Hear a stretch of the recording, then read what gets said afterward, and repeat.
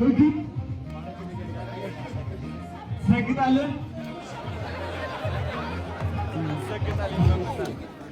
ይሰማል በደንብ ስለ ስግድ ፈመስ አንድ ነገር ላስረዳችሁ። ኦኬ መፈመስ ማለት ቲክቶክ ላይ ብቻ አይደለም።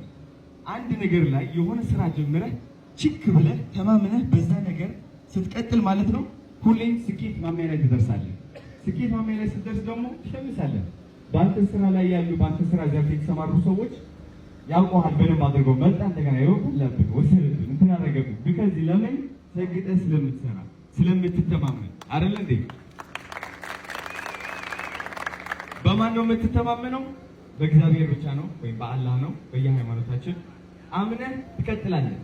በሰውም ተአምር ልትተማመን አትችልም። ልንገራችሁ ከራሴ ካለፍኩት ነገር ማለት ነው። በእግዚአብሔር ብቻ ነው ልብህን ይዘህ የምትንቀሳቀሰው እርምጃህን የምትጀምረው። በሰው ከተማመንክማ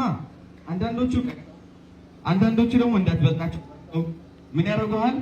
በምክር አስመስሎ ዝቅ ያለ። ስለዚህ ታችሁ የየራሳችሁ እምነት ይዛችሁ ማለት ነው ትሰግዳለህ። የታባቱ